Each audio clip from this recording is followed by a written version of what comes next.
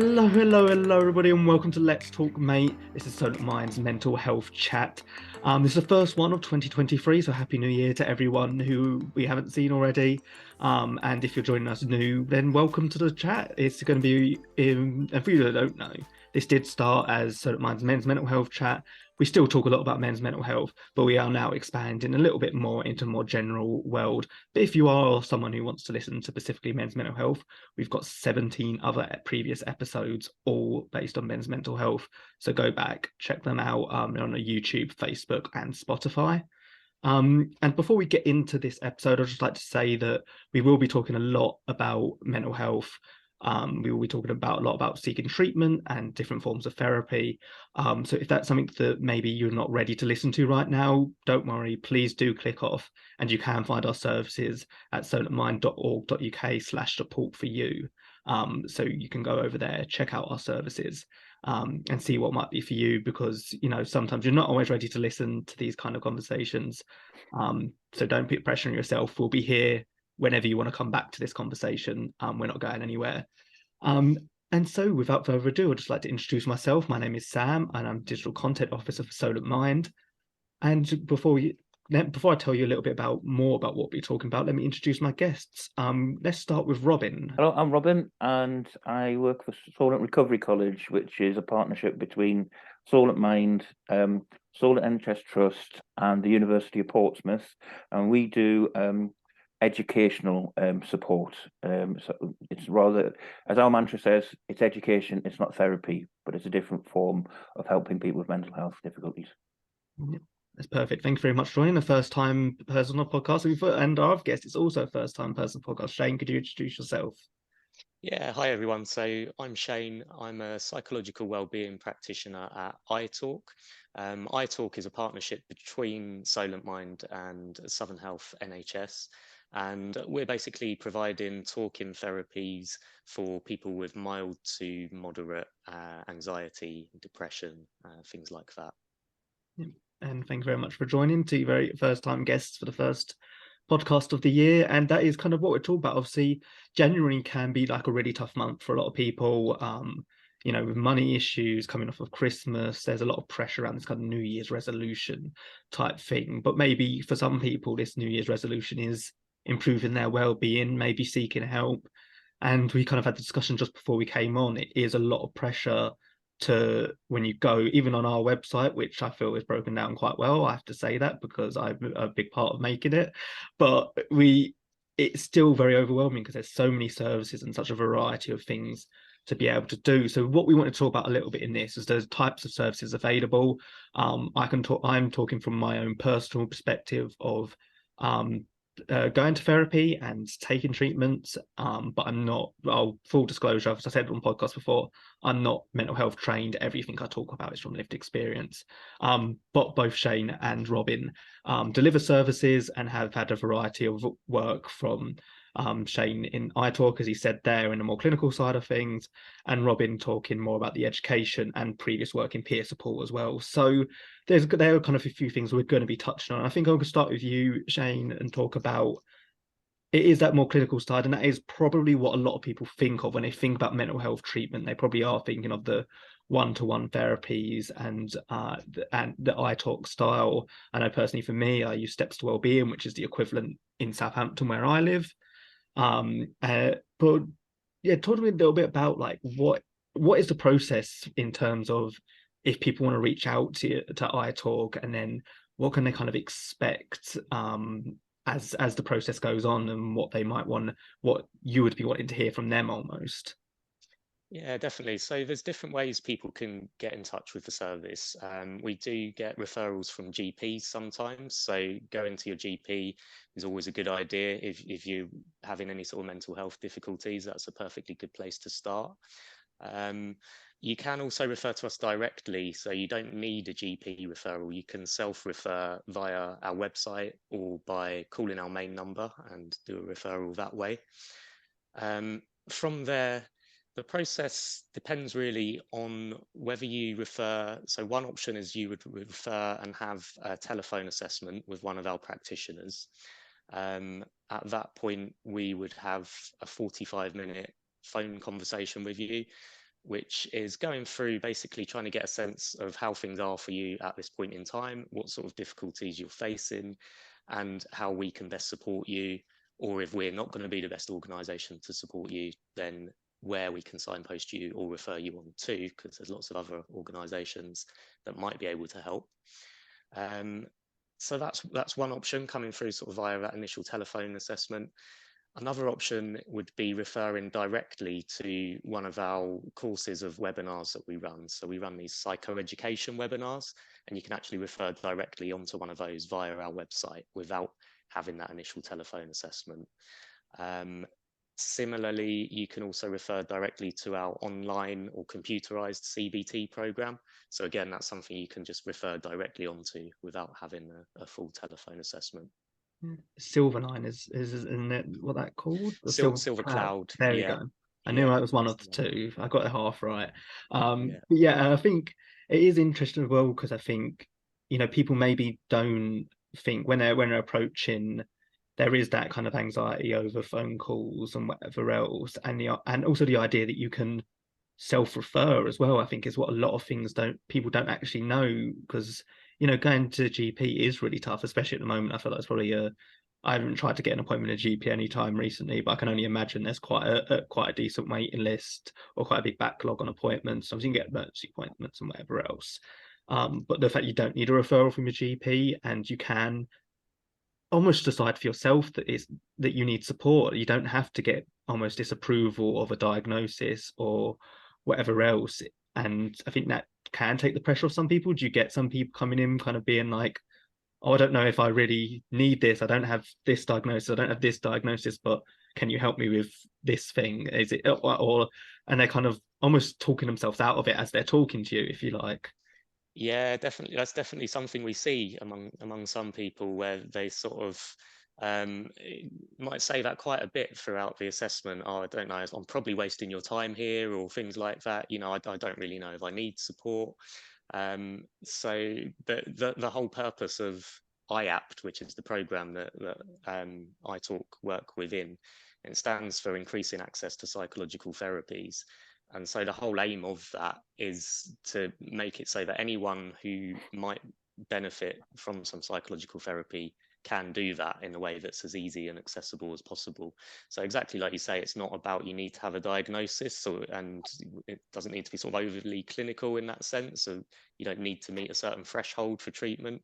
It's just anyone who's going through some sort of difficulty that we might be able to help with. So typically sort of mild to moderate depression or anxiety. And the service is potentially going to be able to benefit anyone sort of in that situation. But I agree with what you're saying, and I think it is quite common to have that sort of doubt and wondering, you know, is this for me? Which is completely natural as well, and definitely something that we do see. Yeah. And I think for me, it's kind of a lot of things that I first went to steps to wellbeing. Again, same. So for people who might not know, would fall under the same IAP service as what iTalk is. iTalk is available in, I believe, everywhere in Hampshire apart from Southampton and Portsmouth, I believe is the distinction. We've got iTalk, I think. But then Portsmouth have also got Talk and Change as well, haven't they? So yeah, so I feel, but regardless, so I basically I'm not eligible for iTalk, so I went to steps.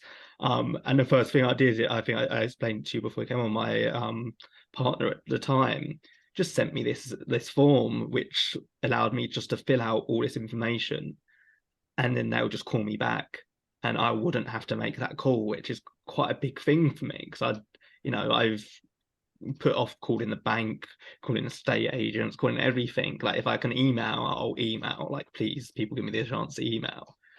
So I think getting, you know, those different ways to access, acknowledging that we do, like, there's a high likelihood that a lot of people who are reaching out for support will have some kind of anxiety. So we need to increase the access in that way as well, that, you know, not everyone's going to want to make a phone call. Even the emails is a struggle for a lot of people.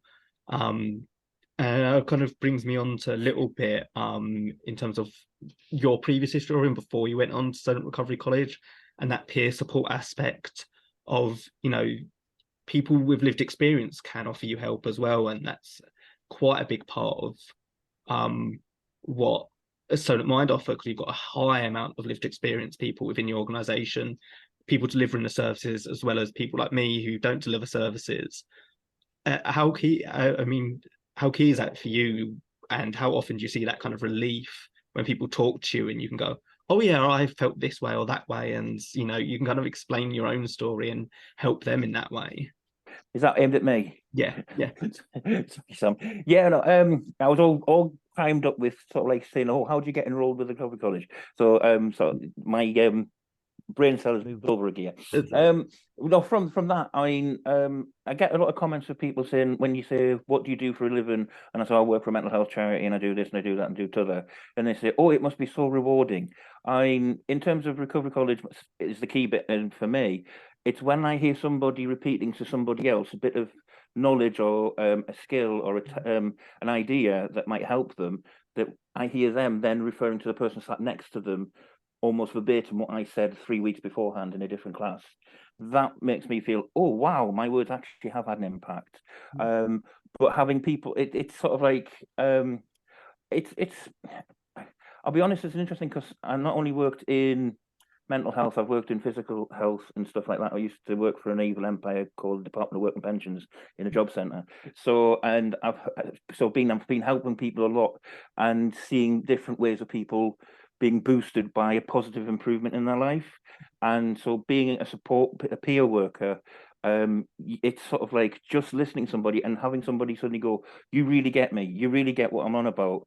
Sometimes they feel a bit of a detachment when they're using NHS services because they don't feel that they're always registered. But when you're talking with a peer, they feel sometimes there's a different sort of connection.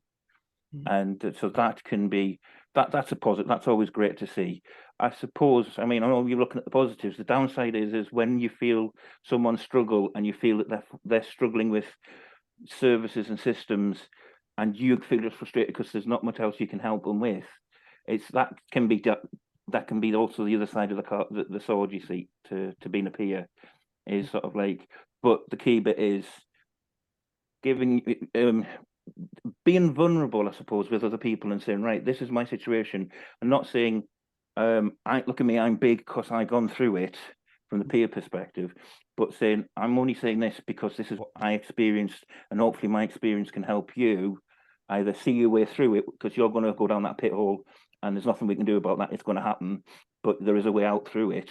Or maybe there's a hole there, you go around to the left, you'll avoid it if what I say might give you help to do that. And that's where it's coming from.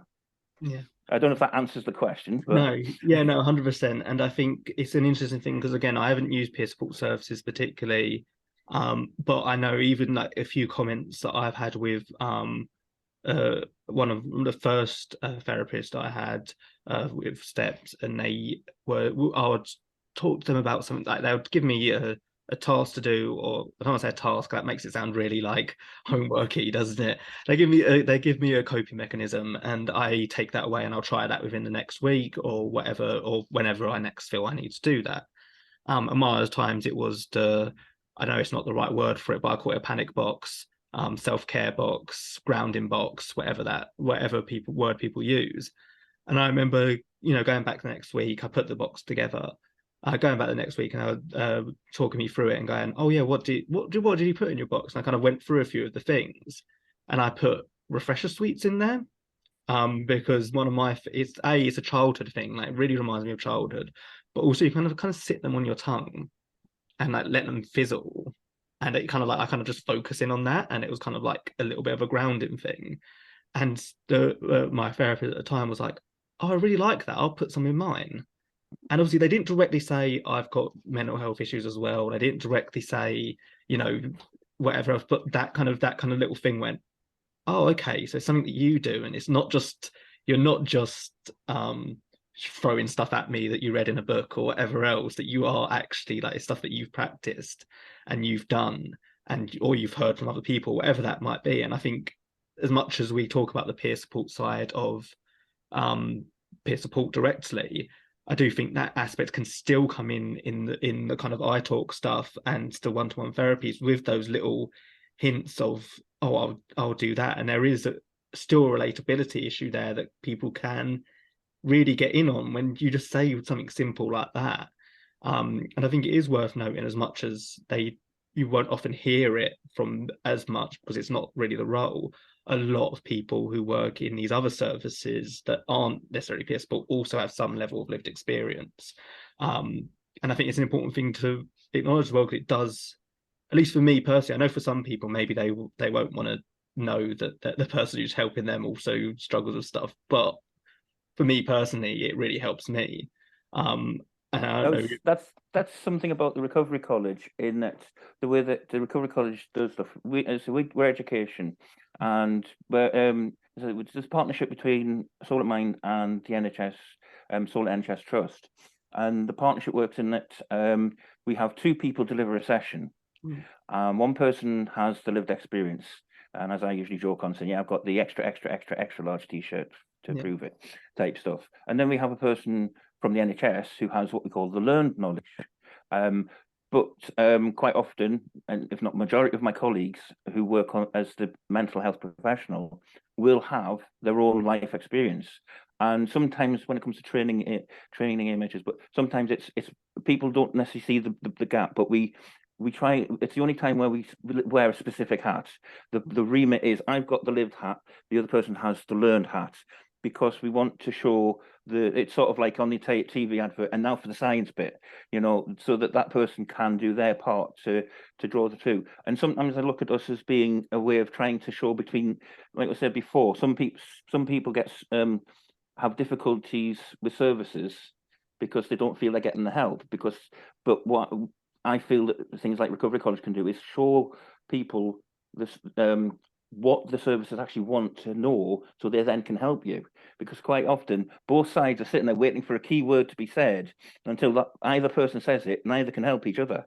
And so it's a case of opening that door, doing the great Oz thing of saying, this is what's behind the curtain, Toto. That's the sort of thing that I think is a valuable part of Recovery College, in terms of the three-way pyramid of it, with the students being the third part of that pyramid. I think you were going to say something.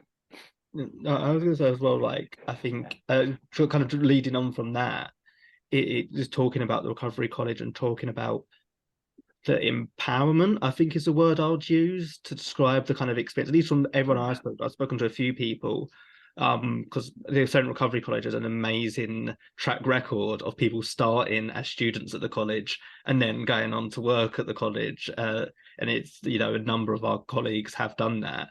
But I think that whenever I speak to them, it is this idea that they can take back control of their mental health a little bit. It gives them something they can do. Is that something that you would say is this key selling point from these more educational side of the therapy sessions? I think the key bit to any sort of form of therapy, one size does not fit all. And so it's a case of finding the right thing for you. And I find that a number of people learning things, it feels they don't necessarily want to be talked at, or they're fed up with repeating the same thing over and over again. But when it's a case of education and the learning things, they feel it's a different value thing. There's so many of my colleagues, I started off on the first Waters Recovery and got, what I jokingly say, is press ganged. So I've been with the service since it's more started about 8-9 years ago. I've gone through, and I had a lot of people who've been students who are now working became trainers like myself, but are also working different teams. I've got colleagues who work in the employment team and other services who have been peer trainers or have come through Recovery College. So it obviously helps somebody somewhere along the line. So I mean, that I think it does. It changes the narrative for a lot of people. One of the key bits as well, one of the sales bits is, you say that in Portsmouth, St Mary's Hospital is a mental health hospital now, since St James has closed down or whatever. So if you say, I've got what you're doing today, I've got a course at St James's Hospital, people go, oh, you're going to a hospital, it's like mental health, or it's this or it's that. So the narrative is down one path. But if you say, oh, I've got a course on at Portsmouth Uni, the narrative is completely different, and people say, oh, what you're studying.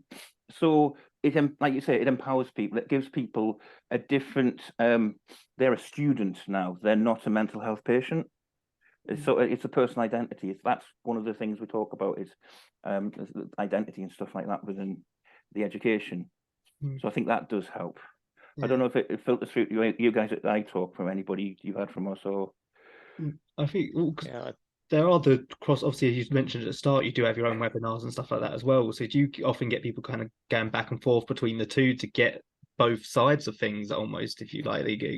I know I have been, again, on Steps to Wellbeing webinars. So is it something that you've noticed when people come back to you after going on a webinar and you're like, you hear that empowerment from them as well? yeah, definitely. I think the psychoeducation side of things is really key, and that word empowerment as well. I mean, pretty much all the work that we do, all of the work that we do, is based on CBT, cognitive behavioural therapy. And the aim with that, it is a very practical form of therapy, and the aim is literally teaching the person, the individual, to become their own therapist. So the learning sort of educational aspect of it is absolutely key. And yeah, in terms of the different formats as well, I mean, even during our one-to-one sessions, an element of that will be uh, providing some psychoeducation, particularly things like, for example, panic disorder, or somebody who's having panic attacks. That psychoeducation part of it is actually really key, because a huge part of being able to deal with panic attacks is the understanding of what is actually going on in a panic attack. And so that learning element is actually a really important part of the therapy process there. But yeah, it's all about trying to empower people to ultimately become their own therapists. So we do time limited therapy. We tend to offer, it varies a little bit, but maybe 6 sessions or so, 6 one-to-one sessions. And that's deliberately time limited, because we don't want the individual to become too reliant on having a therapist. We want them to sort of start that transition into becoming their own therapist, actively managing their own well-being. And for some people, like you mentioned, the psychoeducation webinars, that can be a really helpful way of doing that. So sometimes people will do that and then go on to one-to-one treatment. Sometimes people will do some one-to-one treatment and then go on to the psychoeducation webinars. So it just depends really on what works best for the individual. But I think that learning side of it is absolutely key. Yeah, and I think it almost helps break it up a little bit as well, because I know I struggled the first time I went from having like weekly therapy to then, they want, and understandably want you to take a break to see if you can let the lessons sit in and stuff like that. But I really struggled as soon as it like went to like, oh, I don't have that out there anymore. And it was a huge change in my life, because I was on a 8-week course the first time. And although it doesn't sound like a lot, when you're doing that week to week, it does start to feel like a regular part of your life.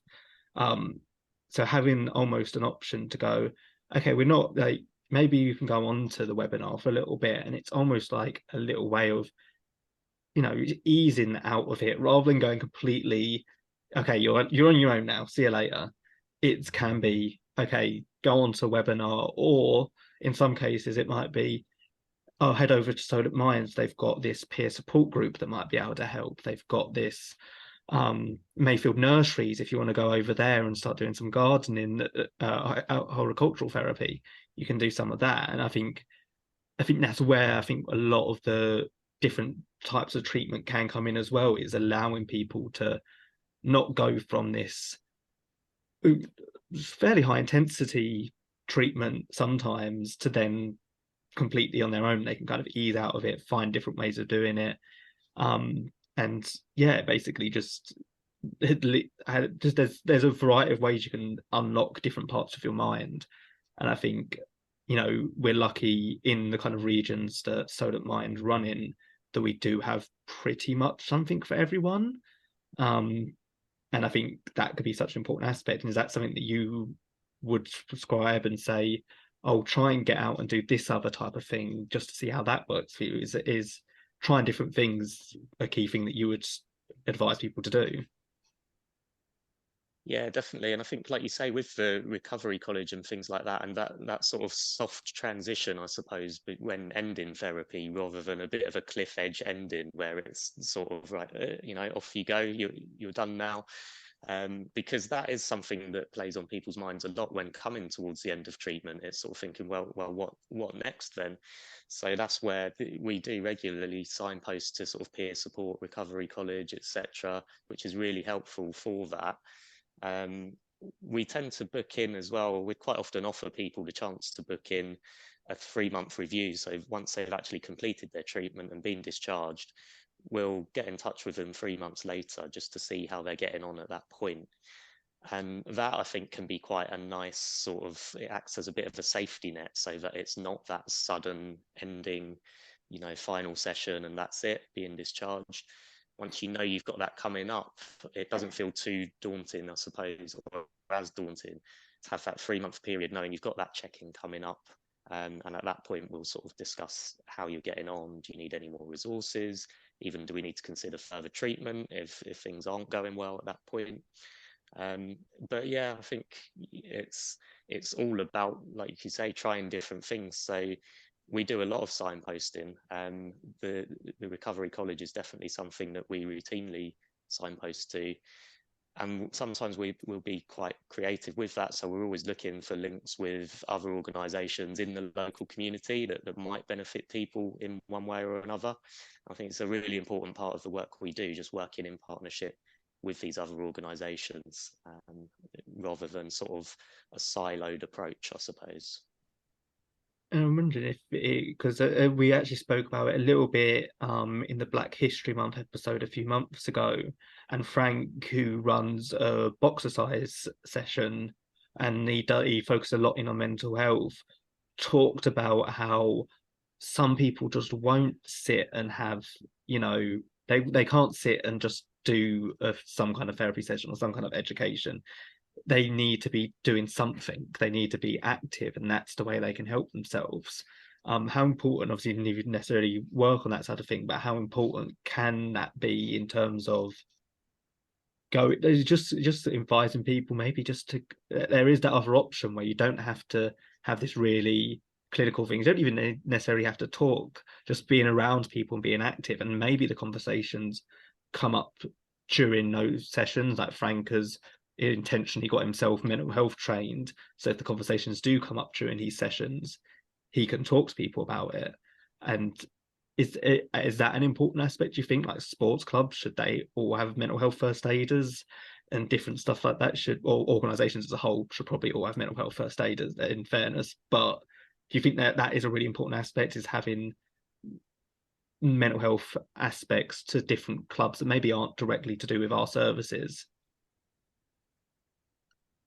I would say so, definitely. I mean, personally, I'm a huge advocate of the benefits of being active and what that can do for mental health. I think, like you say, for some people who maybe aren't as keen to open up and do lots of talking, but actually getting out there and playing some sport, particularly a team sport or something like that, and just getting in that environment where you're surrounding yourself with other people, is going to be a really helpful step. And so if in those places there is, like you say, mental health first aider or similar, then that's ideal, isn't it? Because it's coming back to the point of access, I suppose, and trying to increase access.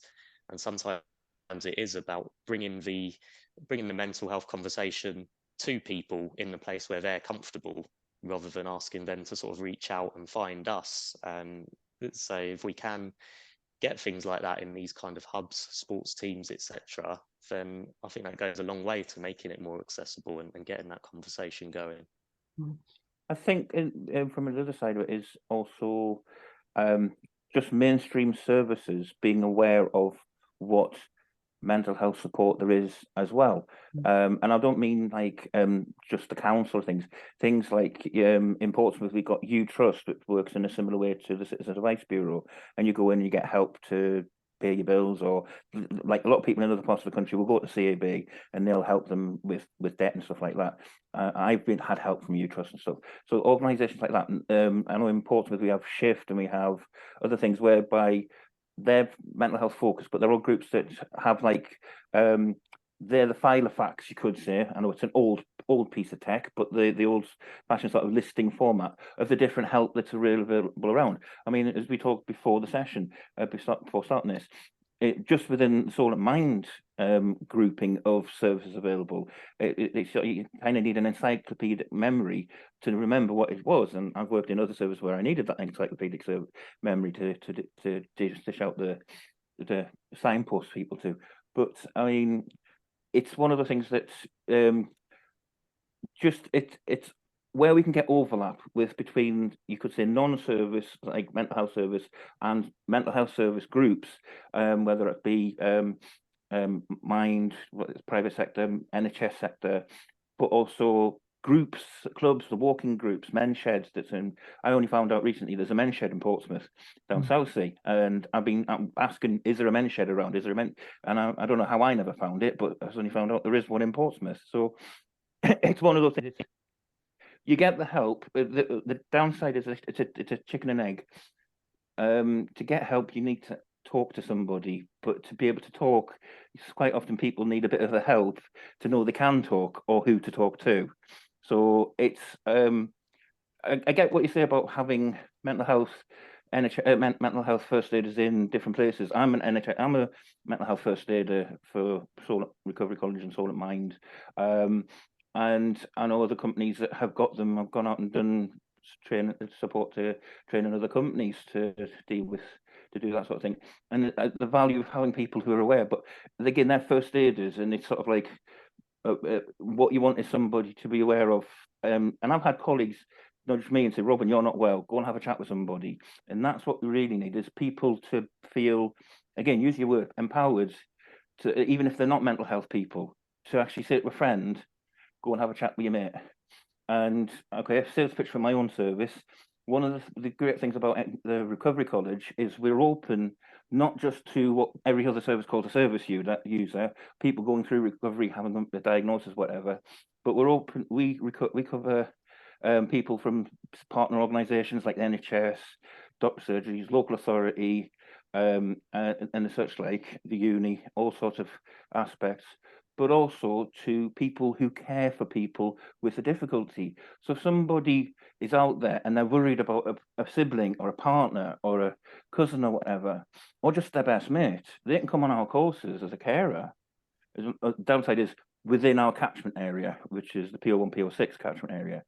But they can come along and they can learn about a condition. If they know that a family member's got something like bipolar, for instance, they can come on our bipolar course and get to understand a bit better of how bipolar affects somebody. And if they've got that power, it's not that we're trying to get them to self-diagnose or self-medicate or self-treat, but it's that understanding so that they can maybe understand a bit better why someone talks to them in a certain manner, why somebody maybe doesn't do something at a certain time, and maybe be able to then help them, guide them into things like going to play badminton or do something else that isn't directly services. So they might be able to help that person who has a diagnosis but might not be engaging with services to do something completely different that then helps them to get through that darkness and maybe guide them back through a long route into service support, whether it's NHS or the private sector, the charity sector. I think that's a really important thing, and I'm glad you mentioned it as well, the fact that you can go to Solent Recovery College and learn as a friend or as a partner or as someone who's going to support. I think someone that I forgot to mention earlier, but yeah, really important thing to mention, because that is another way you can help someone. And we talk a lot about how people can help people, and obviously traditionally been a men's mental health podcast. How can you help that man in your life who's maybe not going to get the help himself, is being able to be a little bit more educated on it and see how you can help yourself, because it can be tough for a lot of people. And we hear the conversations time and time again. We've gotten so many questions. How can I get my boyfriend, my dad, my partner, my son into these services? Sometimes it's really hard to get them into the services, but if you can educate yourself a little bit more and in that aspect, that's a start. And as you say, maybe circle back rounds to getting them directly into the services once you're able to have more of a conversation with them, because that's always a starting point for a lot of people. Is I had to have conversations with friends and stuff for 5 or 6 years before I started actually thinking about getting professional help myself. So it can be quite an important aspect of of that. And it's finding the words as well. That's what I think this podcast is quite a big, that's what I really like about this podcast. It's a lot of people talking about their own lived experience and using their words. And I use words that I've picked up from other people 5 or 6 years ago. And I was like, oh, I like how you said that. That makes me feel like I resonate with that. The way you explained your anxiety resonates with me. And so I'll use that now going on. And now maybe people are picking those words up from listening to this podcast, hopefully. I think that can be a really important aspect. I'm kind of keeping an eye on time because I know we're kind of getting to the end of everyone's work days. But I just want to check with people. I just wanted to, one last question to each of you. We'll start with you, Robin. Is if you were to sell Solent Recovery College in kind of, we'll give you 2 sentences. I'll go for that. And I'm not going to give you just the one sentence. No, I'm not going to do the 3-word thing either. We'll give you a couple of sentences. How do you sell someone, and what do you feel? What kind of person do you think benefits from Solent Recovery College? What kind of things? Actually, what I'd say is give it a try if you're in our catchment area, because the worst thing is you learn something new. It might not be what you were looking for, but it might surprise you. I think is one thing. I think that hey, you got me on the spot now as well for the second thing. I mean, just trust as it helps. Yeah, I think it is one of those things. It's definitely one of those things. Especially group therapy is a big thing for me that I've always gone, no, not going to do that. No. What we are, I suppose, you give me an in there. Yeah. Is the difference. I've done other forms of therapy. I've gone through group therapy when I was at uni as a student. I've done one-to-one therapy in different formats, whether it's through talking change, where it was limited time, private therapy, where when I got divorced, I went through that and paid for it. And when I joined recovery college, when I was referred to it by a mental health nurse, when I was in my dark place, it's the first time.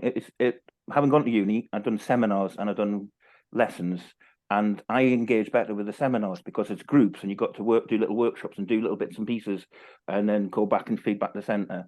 And I found that this recovery college thing seemed to help me a lot better. And I think that's the key bit, is it's a different format. So if you don't like just sitting there and remembering stuff, you get the chance to share as much as you want, as little as you want, and just be there and be part of the group and engage or not engage, but just to be part of something. I think we are social creatures, and just having other people around.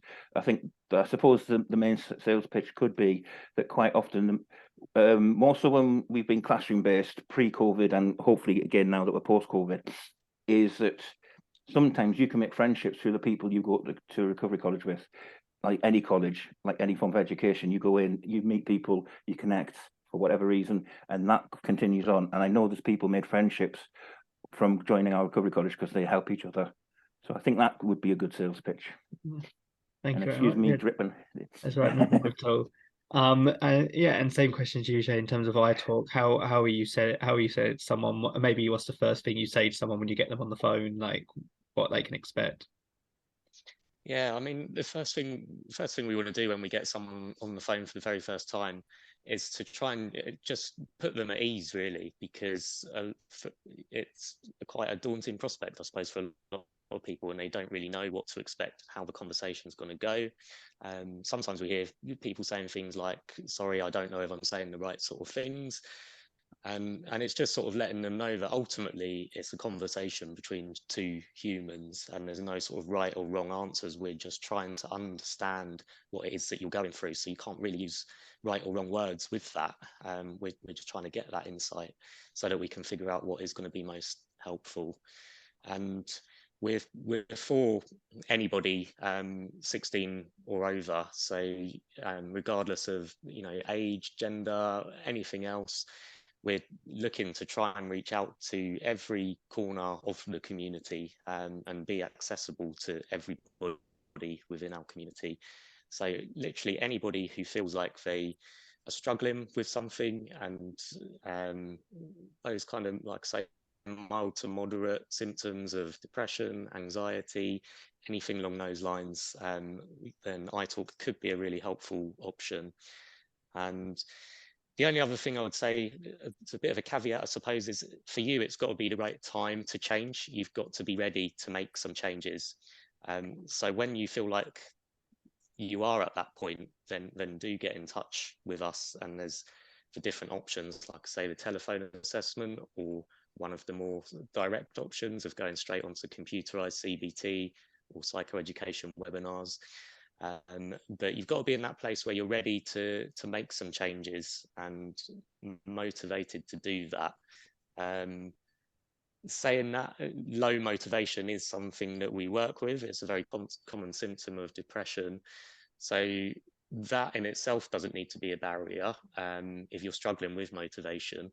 But you do need to be motivated to engage with the treatment, potentially get out of your comfort zone a little bit, but in a very sort of supported and manageable way. And then be prepared to set some goals and start working towards them, because it's very practical therapy, CBT, cognitive behavioral therapy. So it will involve some doing between the sessions.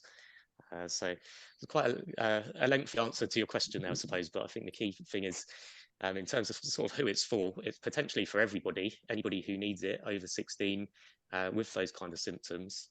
And it's just making sure you're in a position really where you're ready to engage and to get the most from it.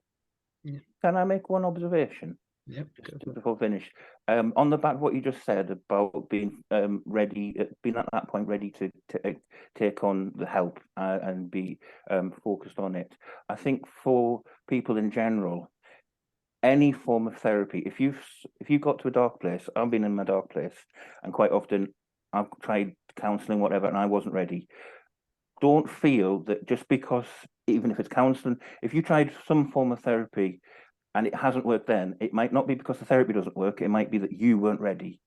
And so don't feel bad about trying something again later down the line when you are ready. Like you said there, for your service, if you come along and you're not quite ready for it, then know that when you are ready to try it. So it might be a case of, like, you go, hang on, no, this is not for me, and step back, and then when you can cycle back round again, have another shout. Just because it didn't work the first time, or you weren't ready the first time, doesn't mean that therapy won't work for you ever. And I think that's an important thing, that a lot of people think, oh, I've done counselling, it's no use. It might be just that either that counsellor didn't work for you, or that at that moment in time, it wasn't the right time, that you hadn't processed everything and you hadn't got to that point where the help was going to work. So I think that's an important thing to say to people is, one size does not fit all the time, ever. But again, we all go through stages, and sometimes what doesn't work at the start will work at the end. It's just knowing, it's just learning yourself, unfortunately, and that's the demon of the health, I'm afraid. Yeah, I don't know if that helps. Yeah, and I agree, and I think I'm glad you touched on it there. Sometimes I will say you just do not connect with the person you're talking to for whatever reason. It's a completely natural thing. It's not anything wrong with you. It's not anything wrong with them. Like any people you meet in life, just for some reason, sometimes it just doesn't. Something's just not clicking there, and you're allowed to feel that. I've had times in the past where I've just been like, yep, for some reason I'm just not clicking with this therapist I'm talking to right now. I don't know what it is about it, but it's not working for me, and that's an okay thing. Doesn't make them bad at their job or you not very good at what you're trying to do. It's the same as anything in life. There's some people you just, for whatever reason, it doesn't quite click. And that's totally fine. Again, maybe you try again down the line, maybe you try again with someone different, whatever that looks like for you. But yeah, I think that brings us nicely to the end of the podcast. I'll just like to say again, if anything you've listened to here has been a little bit tough to listen to, or in general that you feel motivated and ready to kind of jump into the world of treatment and see what's available for you, we have actually also created a page which breaks everything down a little bit similarly to this, a little bit similarly to what we have done. So if you go to solentmind.org.uk /finding-support, there'll be a whole page where it breaks down the types of therapy available, the places you can get it, what what you would be kind of expected in those stuff, and whether you the kind of referrals or self-referrals you need. Again, hopefully breaks it down in a way that is slightly less overwhelming than just seeing a whole bunch of services that you have no idea what they do. And hopefully that will help you. And if it does, and of course, you know, get in touch with places like Shout and the Samaritans if you're in a really dark place at this point in time. They can help you, and then they'll also be able to put you on to other places locally to you. So please do make sure we'll put both the Shout and Samaritan number is always in the bio of our podcasts, as well as any crisis services that we have currently running at Solent Mind. So please do check that if you're feeling really low and you really need support in this moment. Thank you very much to both my guests for joining me, and thank you very much everyone for listening, and we'll see you again next month.